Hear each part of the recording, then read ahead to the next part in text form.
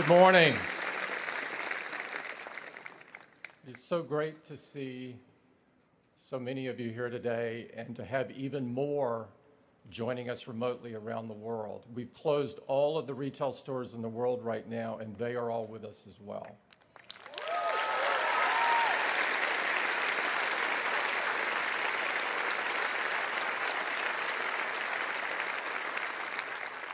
Before I get started, I'd like to recognize a very special guest.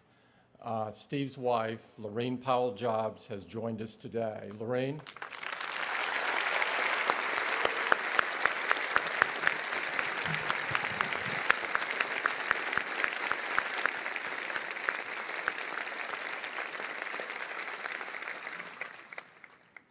Lorene not only brought Steve great strength, but all of us as well. Particularly over the last couple of weeks. As I have, and I know that many of you have, we've been spending a lot of time mourning Steve's passing. The last 2 weeks for me have been the saddest of my life by far. But I know Steve, and Steve would have wanted this cloud to lift for Apple and our focus to return to the work that he loves so much. So it's with that spirit that we wanted to get the entire company together today to celebrate Steve's extraordinary life and the many accomplishments he had across his life. People all over the world have been deeply moved by his passing, and many have spoke of what he meant to them. You've probably seen characterizations. He's been called a visionary, a creative genius, a rebel, a nonconformist, an original, the greatest CEO ever, the best innovator of all time, the ultimate entrepreneur. He had the curiosity of a child and the mind of a genius. All of these are true, and the fact that all of them were embodied in one man is amazing. But for those of us who knew and loved him, none of these words, by themselves or in total, adequately define who Steve was. The way I think of Steve's legacy is to think about the way he lived and what he left for us. He leaves us with what he did, what he said, and what he stood for. He did some amazing things, and he himself once said, to get to work on one revolutionary product in a career is extraordinary. By my count, he worked on 6. The introduction of the Macintosh in 1984 revolutionized personal computing and desktop publishing. And the ad that ran during the Super Bowl to launch the product set a benchmark for advertising that is still widely held today as the best ad of all time. With iPod and iTunes, Steve reminded all of us of our love for music, changed the way the world listens to music, and along the way, changed the entire music industry. The iPhone revolutionized the mobile phone industry and redefined what a smartphone should be. The iPhone would become the best-selling smartphone in the world, and many people around the world today can't imagine their lives without it. And just last year, with the introduction of the iPad, Apple jump-started an entirely new product category that no one thought they needed, and now no one can live without. And along the way, he created the best animation studio called Pixar and taught us that cartoons weren't just for kids. And if that wasn't enough, he initiated a retail strategy for Apple that would set a benchmark for all retailers around the world to strive for. Throughout his life, he said truly profound things that have provided me and so many others a guiding light. He said, simple can be harder than complex. You have to work hard to get your thinking clean to make it simple. But it's worth it in the end because once you get there, you can move mountains. He said, technology alone is not enough. It's technology married with liberal arts, married with the humanities, that yields us the result that makes our hearts sing. He said, if you do something and it turns out pretty good, then you should just do something else wonderful, not dwell on it for too long. Just figure out what's next. And finally, he said, my model for business is the Beatles. They were four guys who kept each other's kind of negative tendencies in check. They balanced each other, and the total was greater than the sum of the parts. That's how I see business. Great things in business are never done by one person. They're done by a team of people.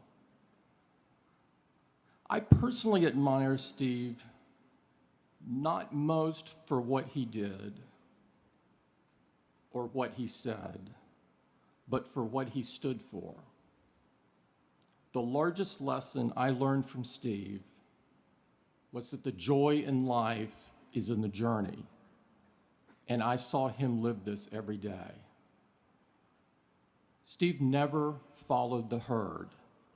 He thought deeply about almost everything and was the most unconventional thinker I have ever known. He always did what he thought was right, not what was easy. He never accepted the merely good. He would only accept great, insanely great. He valued beauty in everything and insisted that everything that Apple do be beautiful. He believed the future does not belong to those who are content with today and pushed himself incredibly hard and those around him to achieve more. This is the way he lived, and these are the things he leaves us: what he did, what he said, and what he stood for. But there is one more thing he leaves us. He leaves us with each other, because without him, Apple would have died in the late 90s, and the vast majority of us would have never met. Other than his family, Apple would be his finest creation. He thought about Apple until his last day. And among his last advice he had for me and for all of you was to never ask what he would do. Just do what's right, he said.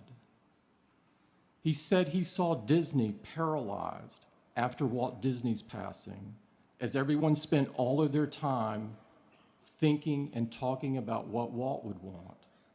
And he did not want this to occur at Apple. When Steve came back to Apple, he wanted to create an ad that would reestablish and remind us of our core values and beliefs.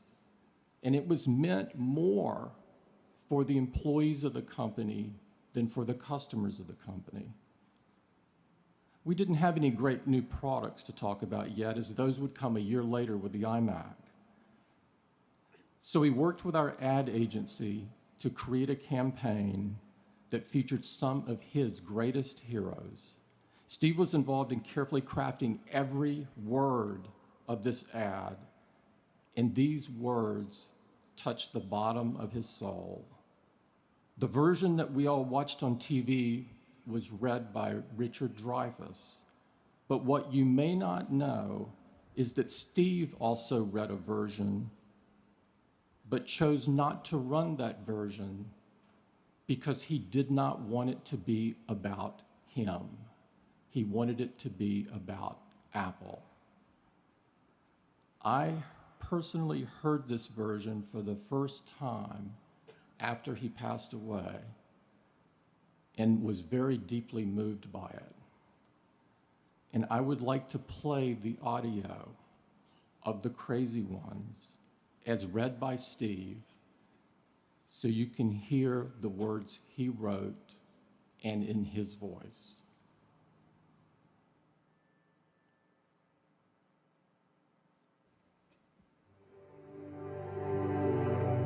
Here's to the crazy ones, the misfits, the rebels, the troublemakers, the round pegs in the square holes, the ones who see things differently. They're not fond of rules, and they have no respect for the status quo. You can quote them, disagree with them, glorify or vilify them. About the only thing you can't do is ignore them, because they change things. They push the human race forward. While some may see them as the crazy ones, we see genius. Because the people who are crazy enough to think they can change the world are the ones who do.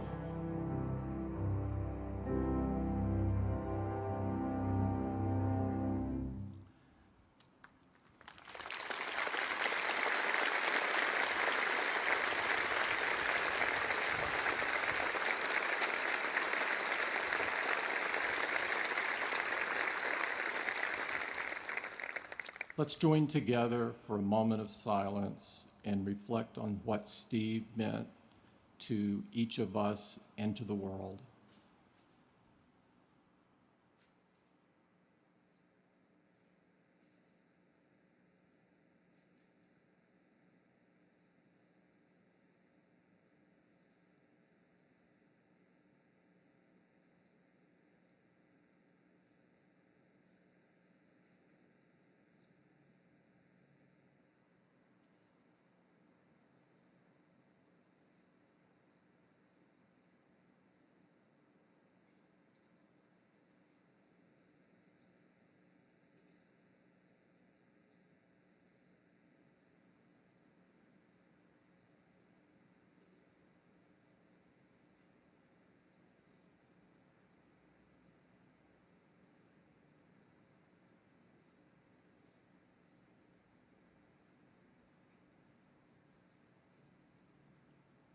Thank you.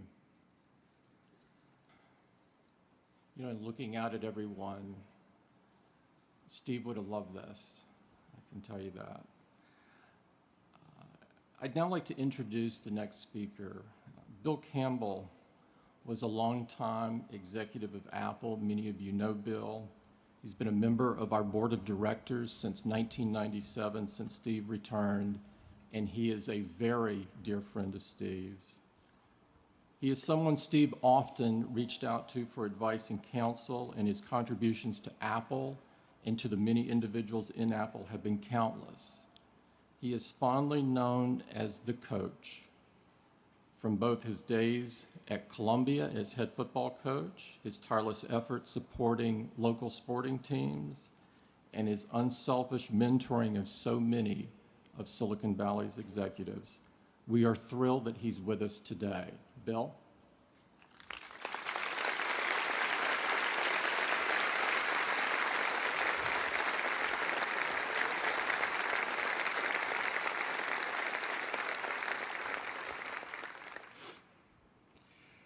Thanks, Tim.